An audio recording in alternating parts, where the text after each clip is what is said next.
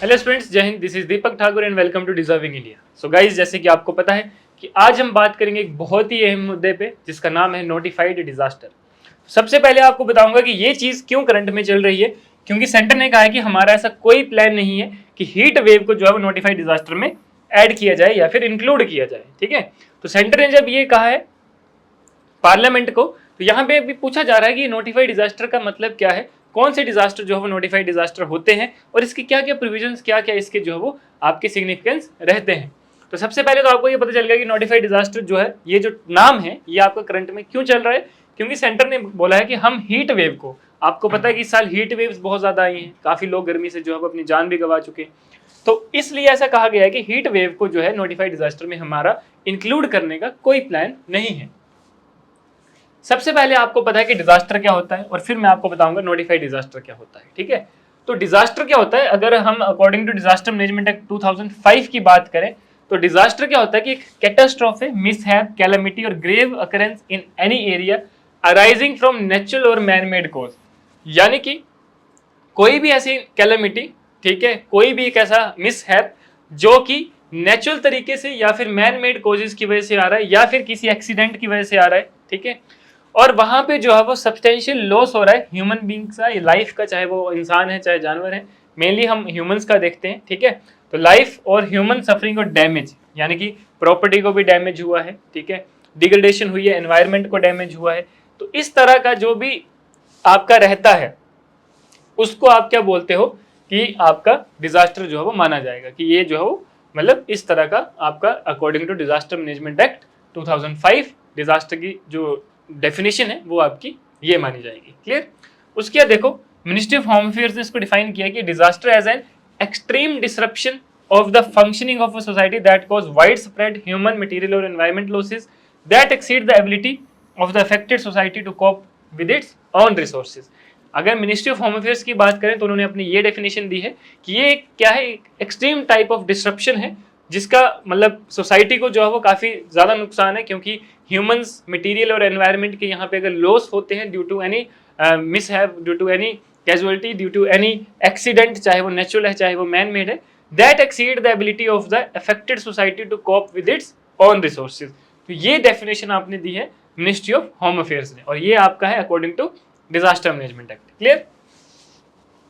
अब बात आती है कि व्हाट आर नोटिफाइड डिजास्टर, कि नोटिफाइड डिजास्टर कौन कौन से होते हैं। देखो,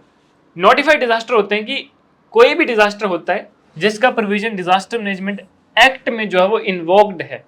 ठीक है, कोई भी डिजास्टर जो आता है, चाहे वो जैसे कि अगर हम बात करें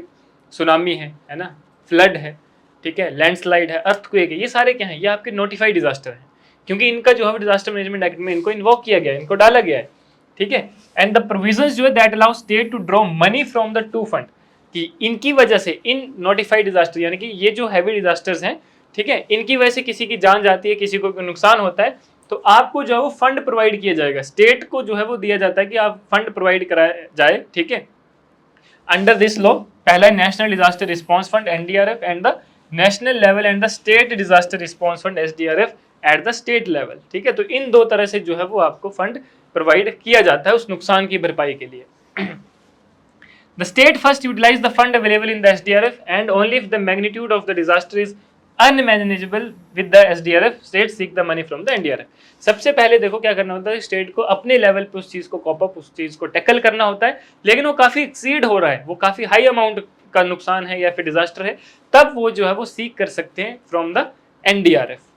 clear? While the entire money of the NDRF comes from the central government, state contribute 25% of the money in the SDRF, 10% in case of special category state, the rest comes from the center। यानी कि देखो, जब notified disaster होता है तो उसमें maximum amount जो आपका आता है वो किससे आता है, एनडीआरएफ से आता है, यानी कि सेंट्रल गवर्नमेंट से आता है। स्टेट जो है सिर्फ 25% कंट्रीब्यूट करती है। तो इसका मतलब यहाँ पे सेंटर को अगर कोई भी, अगर हीट वेव को अगर हम मान लो ऐड करते हैं, ठीक है, हीट वेव से किसी की जान जाती है, तो वहाँ पे मैक्सिमम अमाउंट जो आपको पे करना है, मैक्सिमम अमाउंट जो उस पर्सन को देना है जिसको नुकसान हुआ है, जिसकी जान गई है, तो वो सेंटर से आएगा। ठीक है, यानी कि 75% ऑफ अमाउंट जो वो सेंट्रल गवर्नमेंट पे करेगी। दैट्स वाई सेंटर ने कहा कि हम अभी हीट वेव को नोटिफाइड डिजास्टर में ऐड नहीं करेंगे। ठीक है, आगे अगर हम बात करें,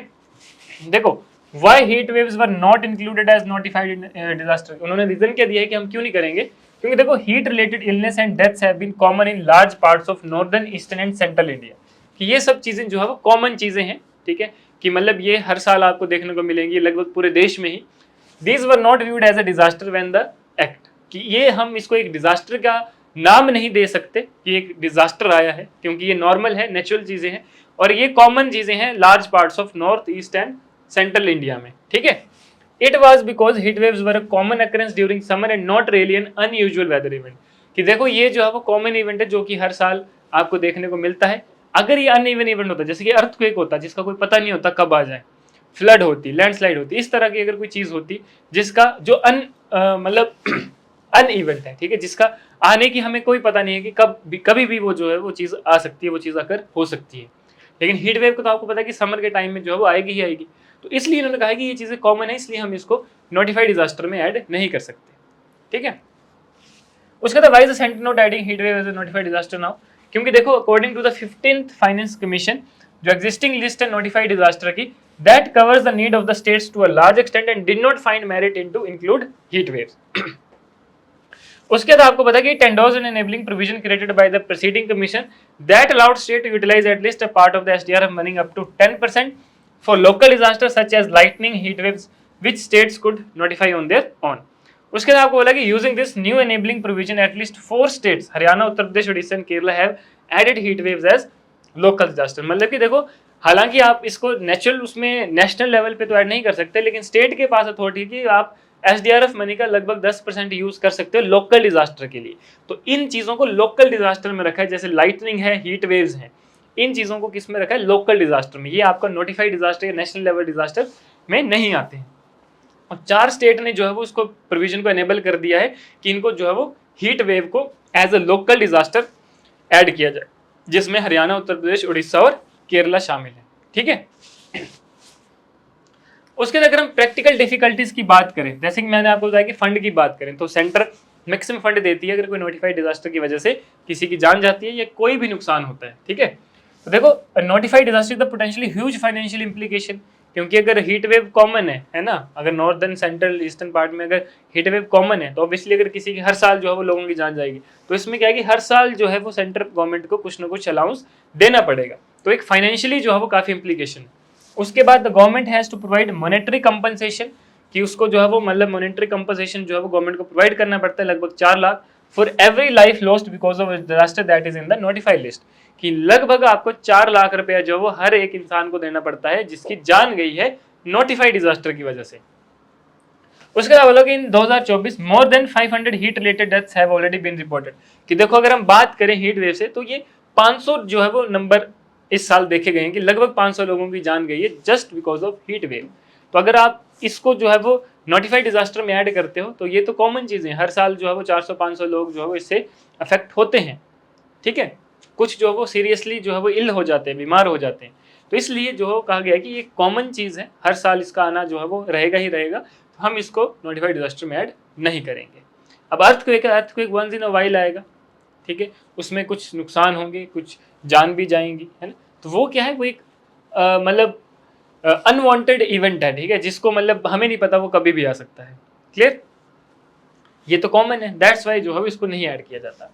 इन most cases heat itself does not claim lives, most people die due to other pre existing condition. अब देखो ये भी कहा गया कि हीट वेव में क्या होता है कि कई बार क्या होता है कि लोग जस्ट हीट वेव की वजह से एक्सपायर नहीं होते हैं, हीट वेव जस्ट एक बहाना लग जाता है, लेकिन लोग जो है कुछ पहले ही किसी बीमारी से जो है वो उसको फेस कर रहे होते हैं, प्री एग्जिस्टिंग कंडीशन होती है उनकी जिसकी वजह से वो बीमार होते हैं, ठीक है। लेकिन एक्सट्रीम हीट की वजह से जस्ट वो जो आपकी ऑलरेडी जो आपकी प्री हेल्थ है, ठीक है, वो जो है वो थोड़ी सी और खराब हो जाती है just because of extreme heat. तो आप ये नहीं कह सकते कि किसी पर्सन की बिल्कुल हीट वेव से ही जान गई है, ठीक है। तो इसलिए जो है वो there are many practical difficulties, that's why आपको जो है वो हीट वेव को उसमें ऐड नहीं किया गया है, ठीक है, नोटिफाइड डिजास्टर में। तो ये बहुत ही इंपॉर्टेंट टॉपिक है, मेंस में आपसे पूछा जा सकता है, मेंस में इसका क्वेश्चन जो है वो आपका आ सकता है नोटिफाइड डिजास्टर से रिलेटेड, तो आपको पता होना चाहिए, क्लियर गाइज। तो ये रही गाइज आज की आपकी इन्फॉर्मेशन, ऐसे ही हमारे साथ बने रहें कुछ और फैक्ट्स, फिगर्स एंड इन्फॉर्मेशन के साथ जो कि आपके एग्जाम के लिए बहुत ही ज़्यादा इंपॉर्टेंट रहेंगी। तो मिलते हैं गाइज अगली वीडियो में, तब तक के लिए धन्यवाद, जय हिंद।